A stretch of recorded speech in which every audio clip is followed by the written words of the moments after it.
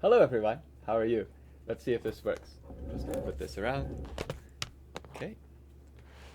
And I can see our group is here in Zoom already. I'm gonna turn my video off in Zoom as usual because then you will not have to see me from two different strange angles. Just a second. Here we go.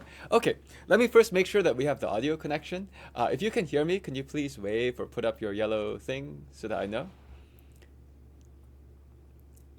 Okay, so now this makes me a little bit suspicious of which latency setting we have here. If you don't mind, I'm going to just double check what we have for our latency settings. Because I know that, so I do two different kinds of live streams. One kind of live stream is where it's not as interactive, but that particular one has higher latency. So let me see, what do we have here?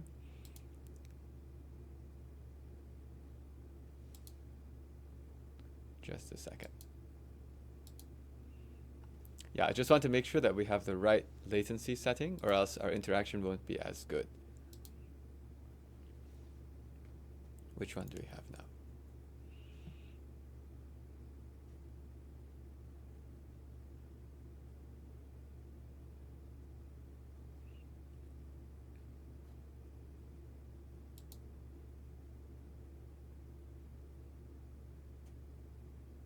Wow, all of the internet is kind of slow right now. What do we have here?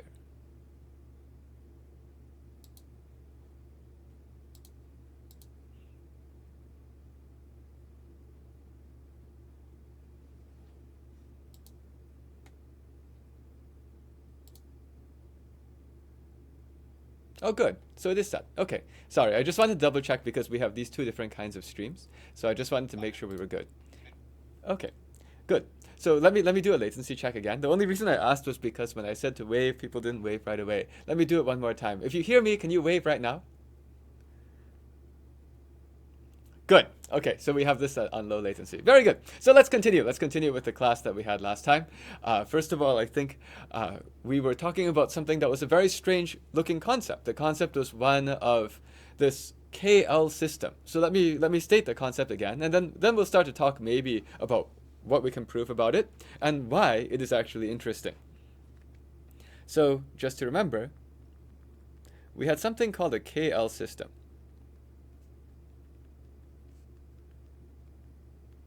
And that was some family of sets. That was a family, well, it's really a family of pairs of sets. Pairs of sets, A1, B1, and A2, B2, and so on. And you know, it's got a bunch of these. Actually, I write ... here because what we're about to prove doesn't require that there are only n elements that we start with that we build sets out of. In some sense, we could build these sets out of the integers, and there are infinitely many integers.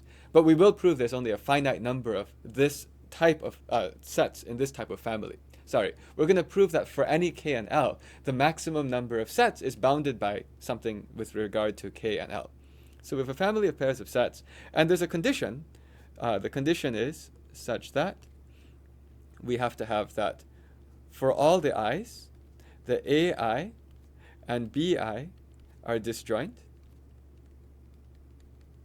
And also, for all the i's which are not equal to j, you have that the ai and bj intersect.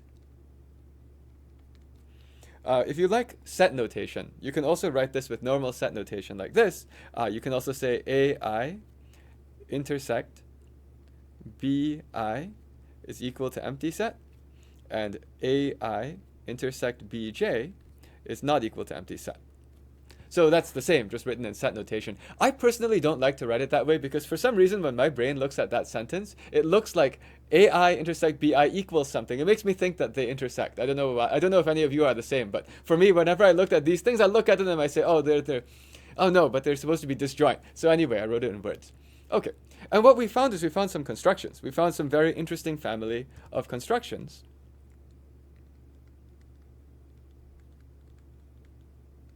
And the interesting family of constructions was just take a ground set. So make these sets A's and B's just, oh, wait. I didn't say K and L. That's very important. You can't have a KL system without K and L. So we should probably say another thing, which is that all of the sets, just a second, for all of the i's. Oh, when I write too fast, this happens. So ai is equal to k, and bi is equal to l. So that's where the k and the l come from. Okay, and then now for our constructions. Constructions.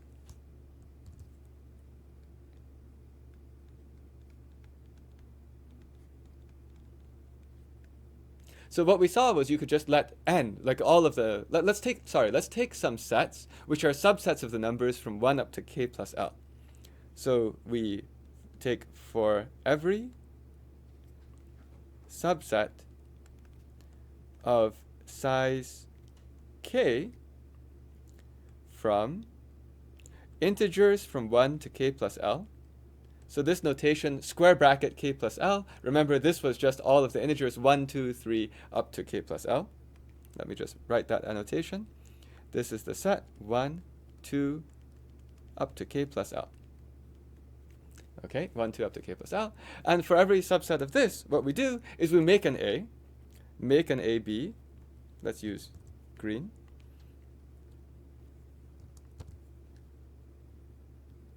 make an a comma b corresponding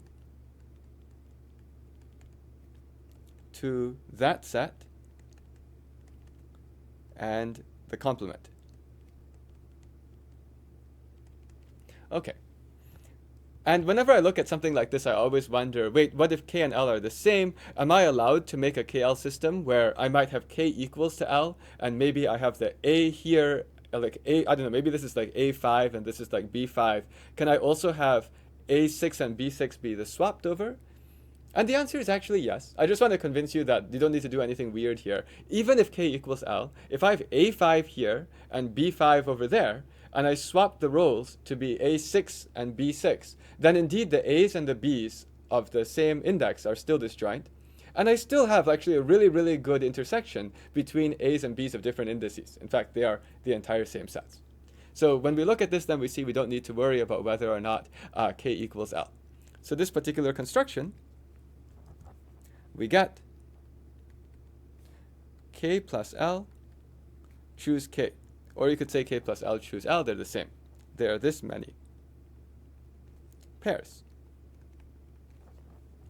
And the interesting result is that it turns out that this is the best possible. So it turns out that every KL system has at most k plus l choose k. And this is a theorem of Bollobás.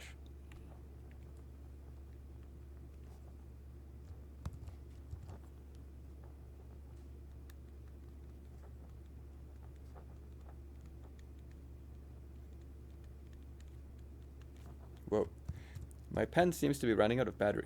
We'll try. Bollobás, and what was proved is that for every k and l, and these are integers, the maximum size of a KL system is exactly k plus l. I think my pen, this one ran out of battery, I'm going to switch pens. So it's k plus l, choose k.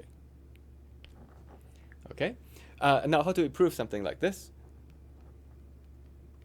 There are actually lots of proofs. In fact, you could prove this with, this is a set type problem. You even probably could prove this with induction.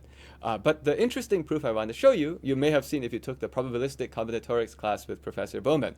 But the interesting, really, really neat proof is that you can prove this with probability. It's just sort of like how we proved the previous result. We proved this Sperner's theorem, where we were talking about the maximum size of an antichain, the maximum number of sets which are which have nothing contained in another one. That one we proved with some probability. And if you remember the way we did that probability is we kind of found some random way to create sets effectively. That way we sort of made sets by adding one more element at a time. And so that made us think of a permutation of all of the elements of our ground set. So here, we're also going to think about that, except that here we somehow are interested in sets of particular size k and particular size l. So here we're not going to look at a permutation, which is just all of the numbers from 1 to n in order. Let's make a circle. Now, also, I'm now talking about an n. And this should make you a little worried because this statement here doesn't have anything to do with n. I could apply this theorem even if I'm talking about a KL system where these sets are just subsets of integers and there are unboundedly many integers. But what we'll actually prove is that we'll prove that for every k and l which are integers, and any finite ground set means for any finite set of elements from which we're assembling these sets of size k and sets of size l, we'll get this bound. And that will imply the bound for unbounded ground sets. Let me write that down. We will show, well, we'll prove this for every n, which is a positive number, where n is the set. We'll just say the set of like a union of all the a's and the b's, which is like anything that was in any of them. A1 union A2 union up until all of them. Oh, I have a better way to write this. We can use set union notation. Maybe I write this way. I don't want to say it's the union of all of them. I'll say this is true for any n and z, where I have that all the a's and all the b's are subsets of some bigger set of size n, where all of the a's and b's are subsets of some set of order n. Okay. So I hope this one makes sense what the goal is here. The goal is that we have to prove this. We ultimately care about this even if the a's and b's could come from all of the integers, which is an unbounded set. But if I can prove this first for a situation where all of the a's and b's are all contained in some finite set of order n, and I can prove it for any n, can anyone tell me why this means that we have this bound even for infinite n's? I just want to make sure people are following, so I thought to ask that question. Why does this statement prove the above statement, even if the set that they all live in can be unbounded? Feel free to raise your hand or wave.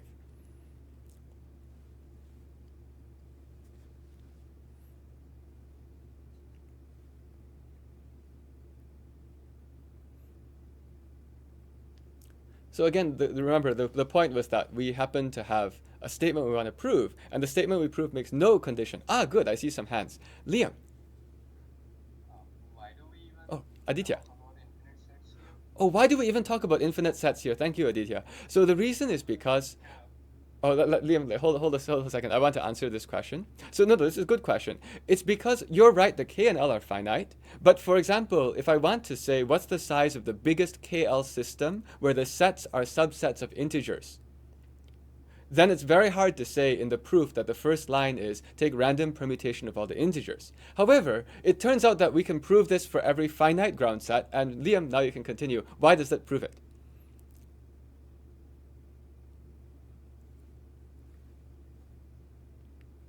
Because you need to have finite k and l's, and each set is of finite size, and you need pairwise the sets to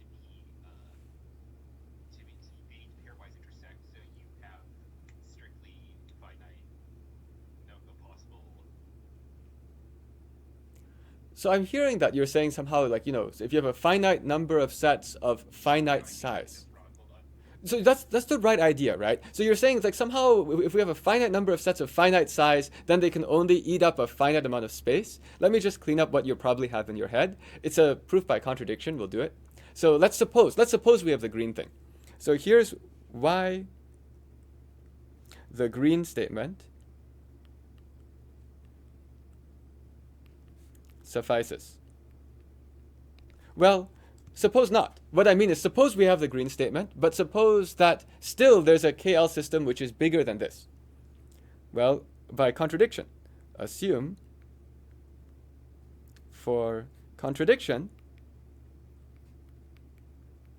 that the green statement is true, but there exists a KL system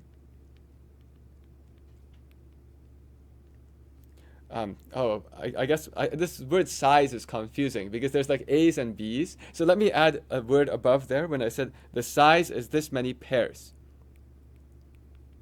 I think that will be easier. because I don't want to have it a mix-up between, like, is it pairs or is it single elements, single A's and single B's.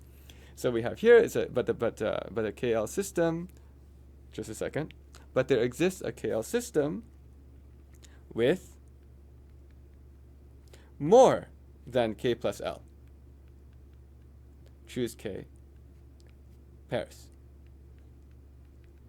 And then what you do is, if there exists one with more than this many pairs, you can always take away A and B from a KL system until it has exactly this plus one many pairs, right? If I have a big old KL, if I have a huge KL system, then it doesn't hurt to just take things out of it, and it will still be a KL system. So if I've got this, then reduce, focus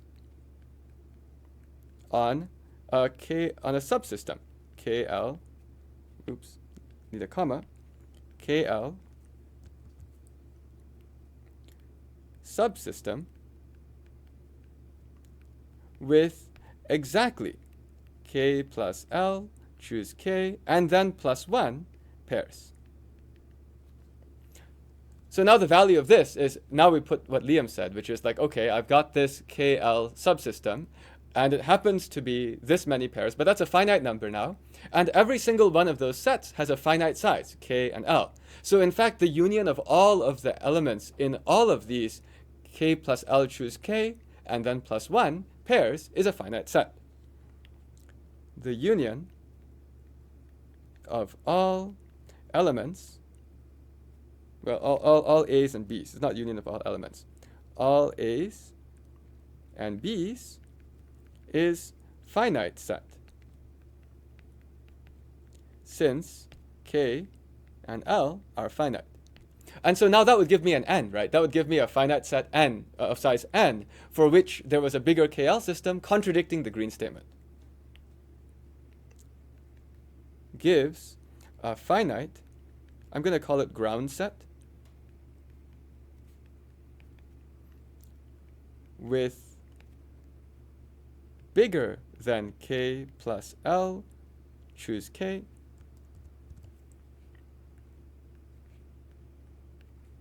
pairs in a KL system, contradicting the Green statement.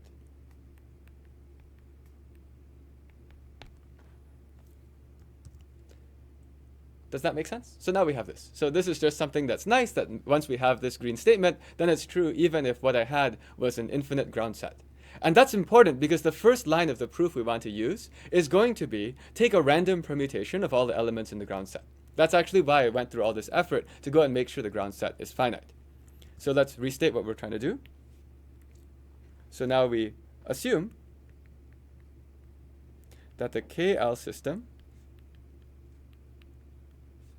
has all sets as subsets of some n, square bracket n.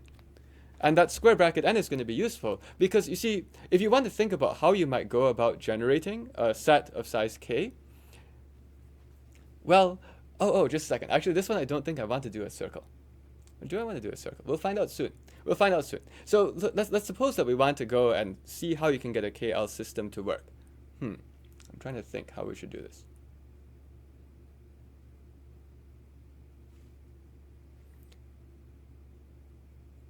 Just a second. So I'm trying to think of which way the proof should work. It's because the thing I was planning to teach was going to, well, not the thing I was planning to teach. Another one of the results I was planning to do was one which is directly related to running things on circles. However, for this particular proof, I'm not sure we will need circles. So let's see.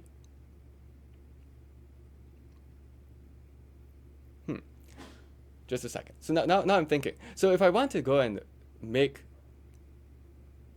a bunch of sets, right? Okay, I have an idea. And what you're seeing is that somehow the way that I store all of these proofs in my head is that I don't actually store proofs line by line. I'm like, what would be the key piece that could be useful here? So what would be useful here is actually going to be a line. Okay, so I will actually want to look at permuting the elements of 1 through n in a line. We'll go back to a line, but that has a relevance. That is relevant to this strange idea of KL system of some things that need to be disjoint from each other. let's look at this. So consider a random permutation,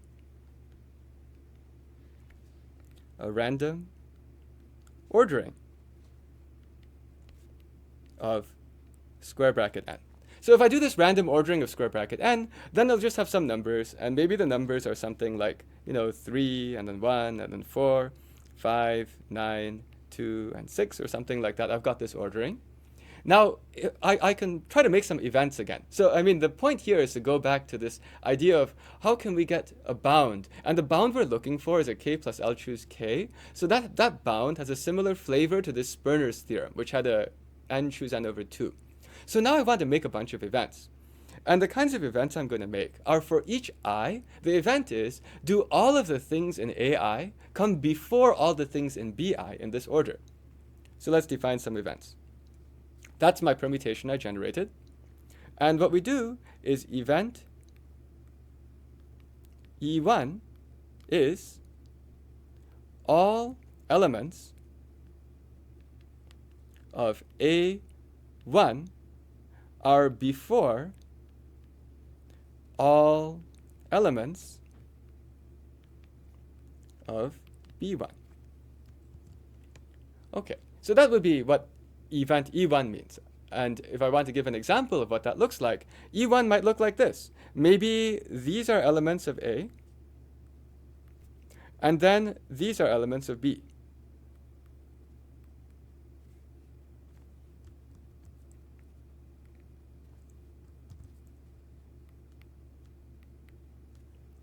So that would be an example of when E1 happens. So this is an example of E1 happening. And maybe let me give another example. This is what it means for E2 not happening. Oh wait, when I say A and B, I mean that these are A1s before all of the B1s. Okay, because I have sets AI and sets BI. And if I want E2 not happen, that would look like something like this. Here I just need to have that not all of the A's come before all the B's. So maybe that's in A2, maybe this is in B2, and then maybe A2 has something else over here, and maybe B2 has this one and this one. Does this make sense? I'm basically saying the elements of A1 and elements of B1 are sets. And here in my example, A1 is a set of size 2 things. A1 is 3, 4. And in B1 is just 2, 6, 9. And over in the second row, I have that A2 is just 2, 3. And B2 is just 1, 4, 1. Wait, I think I can't read. But I think I can read. It's like 1, 5, 6 or something like that. Does that make sense? So the A's and B's, those are already determined beforehand. And then I'm just going to randomly order the n. I'm allowing them to be subsets of integers 1 to n. If they were subsets of anything else of order n, of cardinality n, I would just say biject it to the integers 1 to n. Okay, so it's easier for me to think of as just they are subsets of the integers 1 to n. Okay, so if I do this, I have these events E1 and E2. The important thing is to start looking at why did I suddenly pull this out of my head. What's so interesting about the KL system? The KL system has a certain property that lets us know that, number one, these events are well defined, right? Because in any event EI, at least the elements of AI and BI are different elements. So I can say that all of the A's come before all the B's. That's important. That's property 1 of the KL system. How does property 2 come in? Does anyone see what you can do? Why is property 2 exciting? Property 2 says something like, if I have an A and a different B, like a different type of B, they have to overlap. If you think about how I pulled this out of my head, the inspiration was I want to do something sort of like the proof of Sperner's theorem. And in the proof of Sperner's theorem, Aditya. Yes. So now somehow, let's draw that down, okay? So let's suppose that we actually have an event that happened, okay? That's actually the E1. So this one is okay. This one happened. So all of the A's are before all of the B's. In fact, I'll just redraw that as all of the A's are before all the B's. And I can almost draw them sort of like intervals, although it's not like everything is inside, right? I don't have 1 inside A1. However, I can actually draw these intervals that say the very first A to the very last A, the very first B to the very last B, the very first A1 to the very last A1, the very first B1 to the very last B1. Now, why is this relevant? This is going to be very useful when you start taking into account that somehow these intervals, these A's, like AI and BJ, have to intersect. Why is that good? What does that help me do with these events? Philip.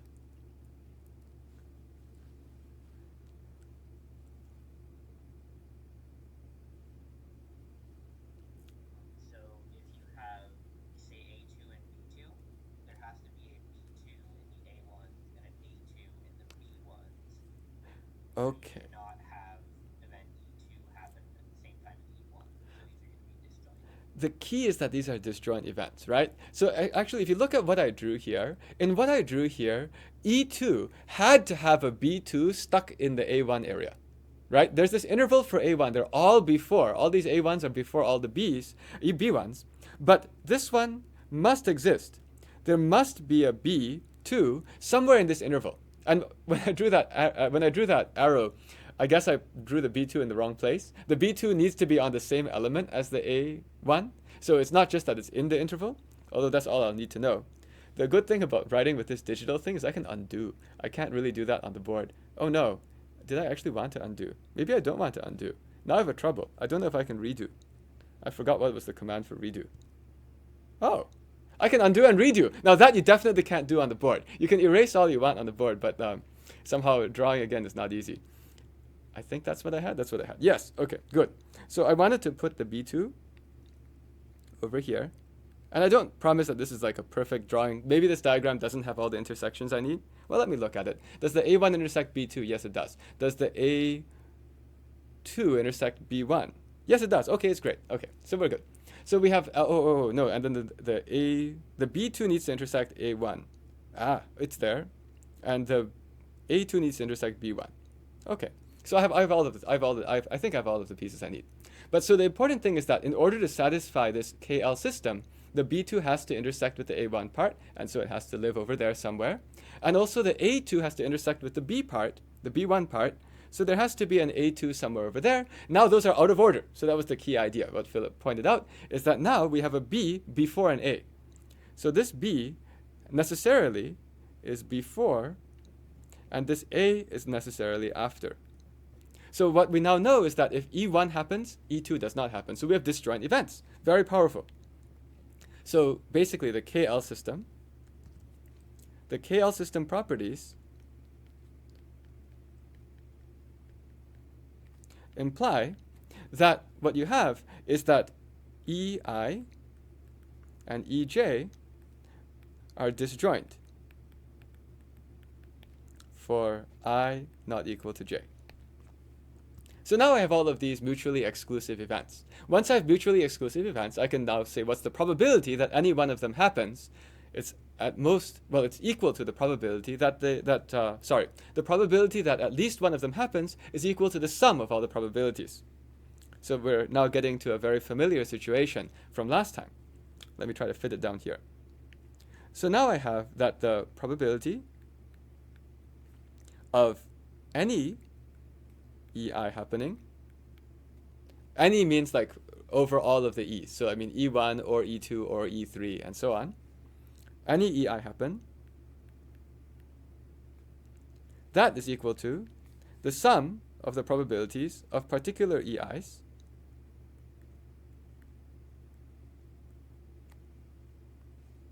well, maybe I'll just write this way. Unfortunately, writing on the left is harder because I don't know how far left it's supposed to go. So it's the probability of the EIs, okay? But what's the probability of each EI? That's relatively easy. EI is called, I have K things here, I have KAs and LBs. How do I know what's the chance that if I have KAs and LBs, that they are in the order where all of the A's come before all the B's? What's that probability?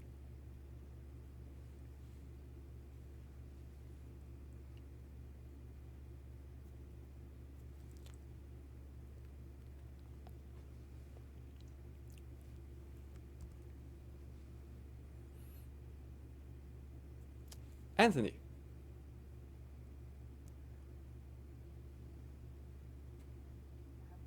Question.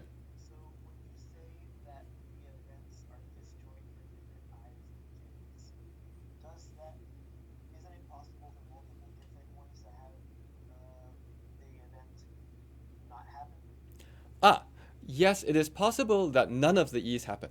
So when I look at the probability, it is possible that I'm unlucky and no e's at all happen.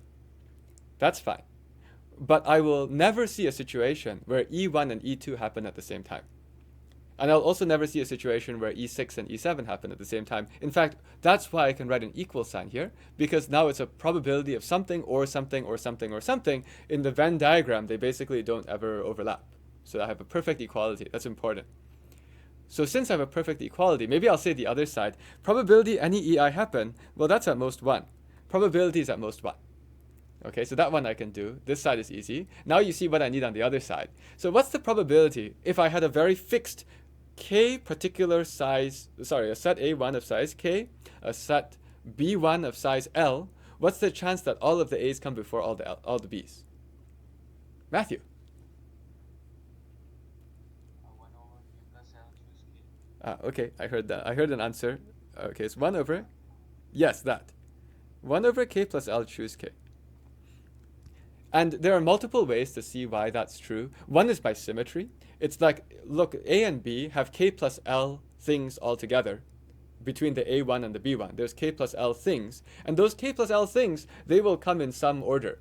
You know, the way you could generate, not generate, when you look at the random ordering of those underlying elements, I already know there's some k elements which are A's, L elements which are B's, and when that thing gets reordered, those particular k plus L things will be somewhere, and the ordering of those k plus L things will be a uniformly random ordering among the k plus L things. So if I have k plus L things, and I'm making a uniformly random ordering of k plus L things, what's the chance that you're going to have the k things from A before the k things from B? Actually, let me write that on the next screen because I just want to make sure this is very clear. So somehow, if I want to know for fixed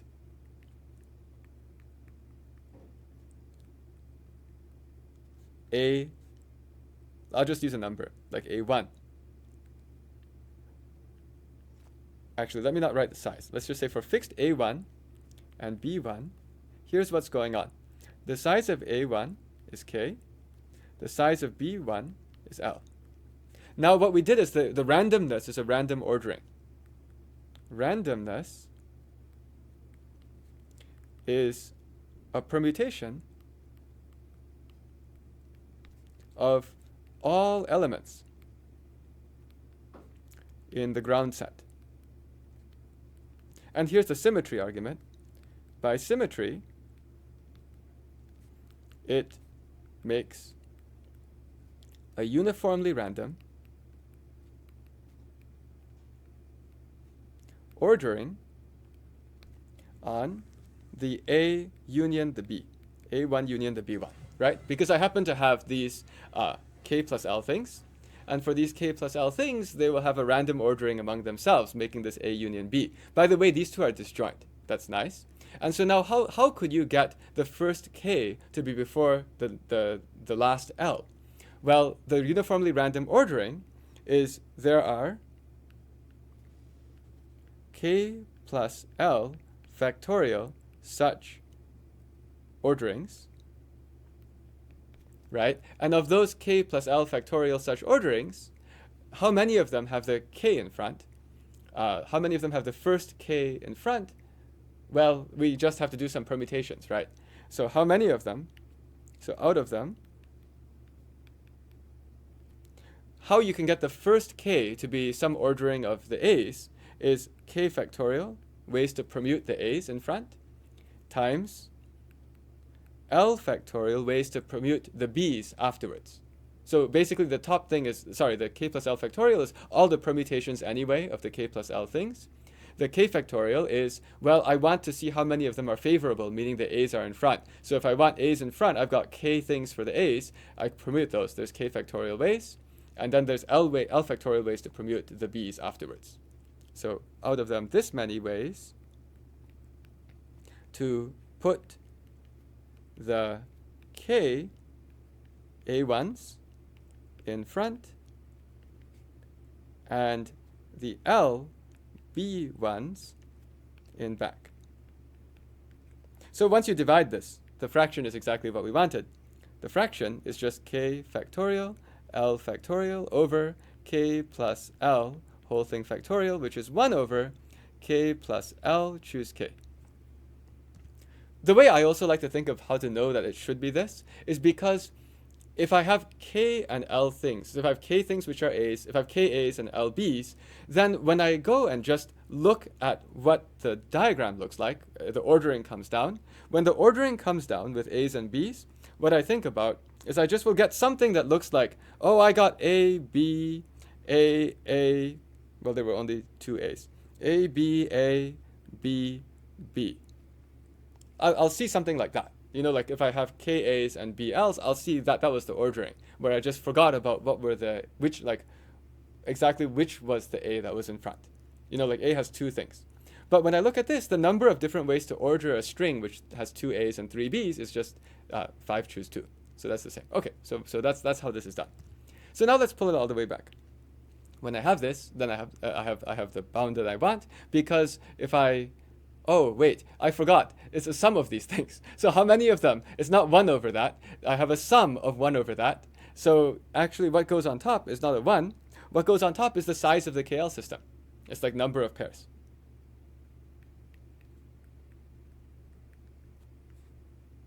And so that's perfect. I've now gotten that the number of pairs is at most k plus L choose k. So yeah, I'll just write on the right. So the number of pairs is at most k plus L choose k. And somehow in this proof, we used that the number of elements in the ground set was finite in a very fundamental way. So that's kind of interesting. It's actually not possible to get a uniformly random permutation of the natural numbers and try to do this kind of analysis. Okay, any questions? So we now know that the biggest KL system is like k plus L choose k. Any questions on this? The main question that everyone should be asking is who cares, actually. So when I first saw this, I first learned this in chapter 1 of the Alone Spencer probabilistic method book, and I was like, that's a really cool way to use probability, and I guess I could imagine this being some kind of a math Olympiad problem, but why would anyone ever care about a KL system?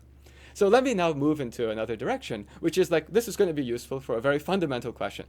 And the fundamental question is one that's inspired by Turan's theorem. Turan's theorem, what was Turan's theorem?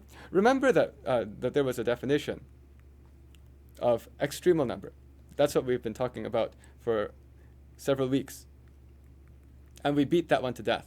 So the extremal number of n and some h was equal to the maximum possible number of edges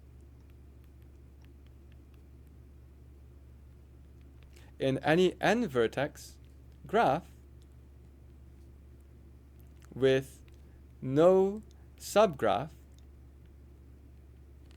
h. And remember that was, I say with no subgraph. I did not say with no induced subgraph. So I want to avoid h as any subgraph. Okay, so that's great. We have understood this. The answer to this question asymptotically depends on the chromatic number of h, unless chromatic number of h is 2, in which case somehow we don't even know the answer. But there's another question you could ask. Very natural question. In math, you write down things like this, and your question is how simple of a statement can we not answer? That's basically where I like to often think about what math is trying to do. We're trying to come up with simple statements that we don't know the answers for. And so simplicity is in terms of how few concepts there are. So how could I flex this? If I want to go and change this statement, what would I do? I could ask minimum. Let's try that. What is the minimum number of edges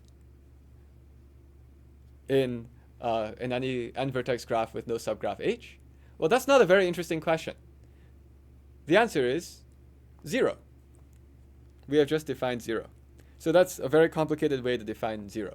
That's not efficient. But on the other hand, you can go and say, maybe I can try to ask for a different notion of minimum. So, minimum number of edges in a graph which has no h is too easy. But if you think about what we're always trying to do with the Turan problem, in the Turan problem, we were always trying to find graphs for which if you add any other edge, you make an H. So there's something special about what happens when you're doing maximum. We were spending all of our energy studying graphs for which they were what we call saturated. Saturated means that you add any edge you want. Any edge which is missing, if you add it, then you make H. That makes a definition, which is interesting.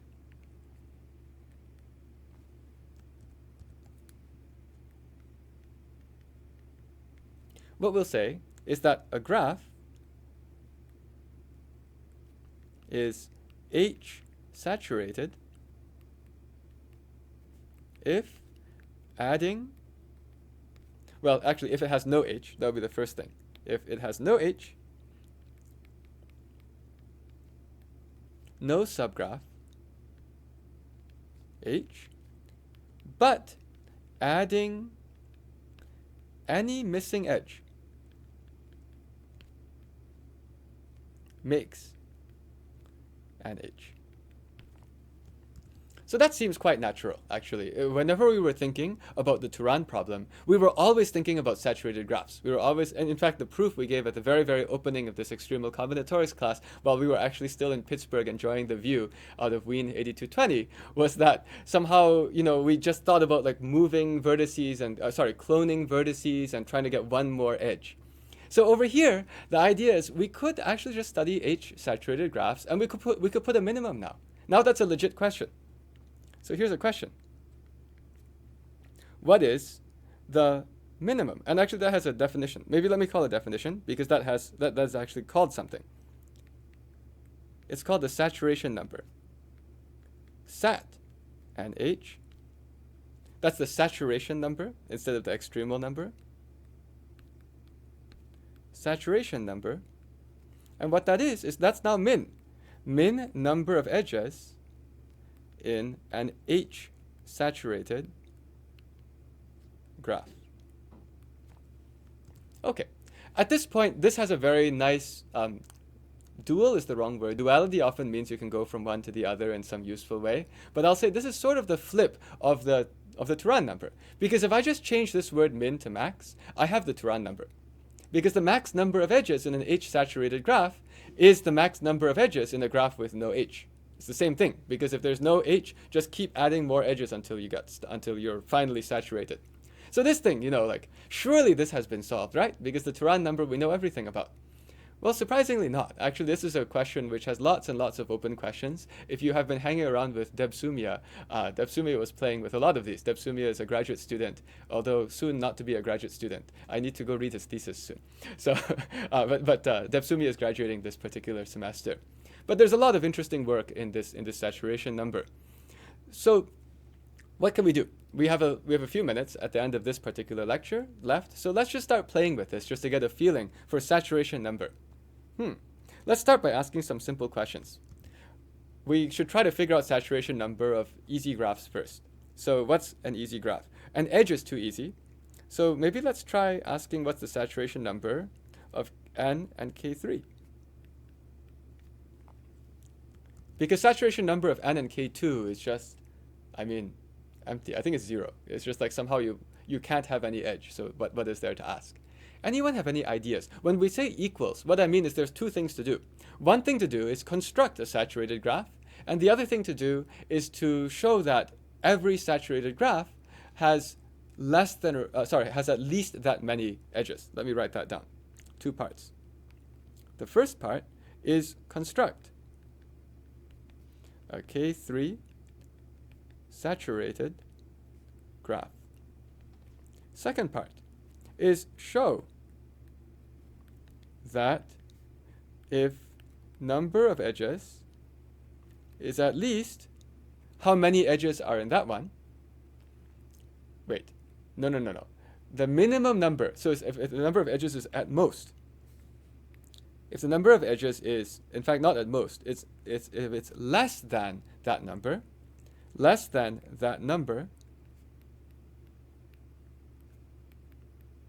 then it's not K3 saturated.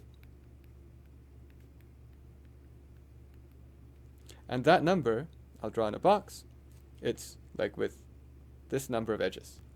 Does that make sense? That's what this equal sign would mean.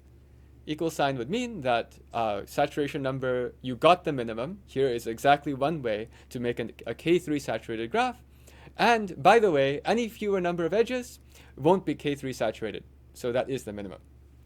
Does anyone have any constructions you want to suggest or approve? I usually like to start with constructions because then you can hopefully guess what the answer is. This one is not rocket science. Philip.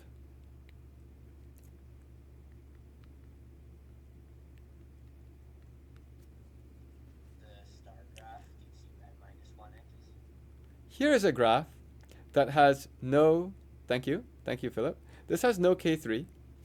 It's a star graph, and it has n-1 edges. So that sounds interesting. That's a construction. Now, can we try to prove that if you are less than that many edges, so the other side, we now need, well, question.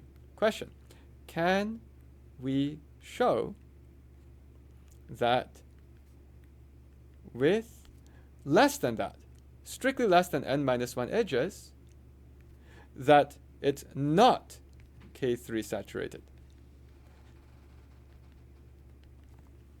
Anyone have a way to do this? Anthony.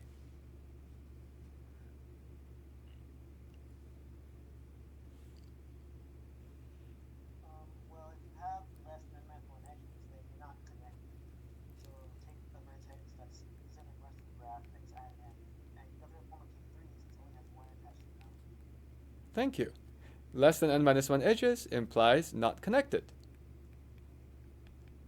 So just join two different connected components. No way can you make a K3. So can join two disconnected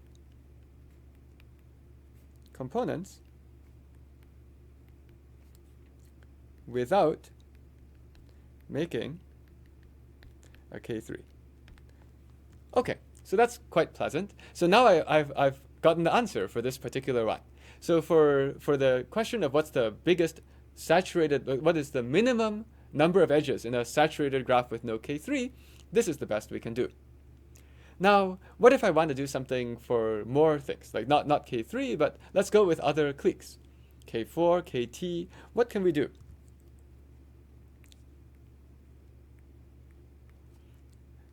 What is the saturation number of N and some other KT? Again, we have two pieces. The proof part is always going to be more sophisticated than the construction part. So let's try to brainstorm a few constructions with the rest of today. Constructions, what we want, again, is we want to have not so many edges, but it has to be KT saturated. Can anyone think of a construction? Faye.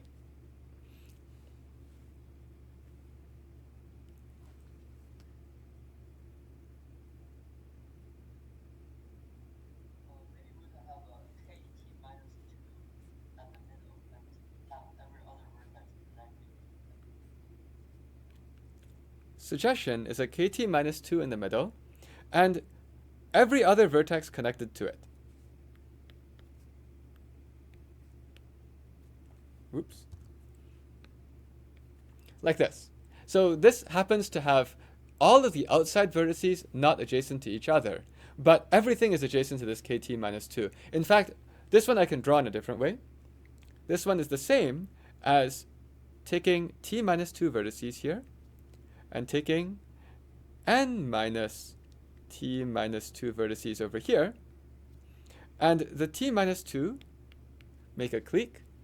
And between, I have every possible edge. But inside this N minus T minus 2 part, there are no edges. Okay, so this is an example of a construction. Both of these are the same graph. And if we look at this, is this efficient? Does this have very few edges? Well, what does few mean? The way you should think about this question is that T is fixed. Like last time we were doing sat n K3. So we might be talking about sat n, comma, K10, and n gets very big. And if n's getting very big and the t is fixed, what order of magnitude is this? Remember that the Turan number was always quadratic. Turan number with the extremal, which is saying most number of edges without having a kt, that was like n squared over 2 times something which depends on t. But on the other hand, if you look at this, if t is fixed, this is linear. So that's kind of neat. Somehow, if you look at this, the number of edges inside it, well, how would I figure it out? I guess the way I would think of it is that every one of these vertices on the right side has a degree of t minus 2. And every vertex on the left side has, possibly a very big degree. But if I'm just counting the number of edges, I can already count all the edges by saying take the ones on the right times the t minus 2, and that covers the bipartite bit, and then plus a t minus 2 choose 2. Right? That's like this little bit that got added. So if I look at this, I can say the number of edges is equal to, there's an n minus parentheses t minus 2. That part multiplied by t minus 2. That's the bipartite bit. That's like across. So this part is from edges which going across, plus a t minus 2 choose 2. That was inside the left. And if you look at this, if t is fixed and n gets very big, it's linear. So it's kind of small, which is kind of neat. And it turns out actually that this is the exact right answer. So the very surprising thing about this saturation number, well, two things. One is that things aren't really known with a lot of graphs, but KT's things are known. And the second interesting thing is that for the KT, it's known to the dot. It is actually exactly this. And now if we want to prove this, this will require some more work. Like proving something like this, we cannot use the regularity lemma. We want an exact statement. And so if we want an exact statement, we would need some powerful tool. And we'll do that powerful tool next time. Are there any questions? So we have run through the end of the class period. Are there any particular questions? No? Okay, well, so this is a really beautiful topic, this KL systems, and it will be even more beautiful after we use it next time. So in that case, I'll see you all next time. Take care.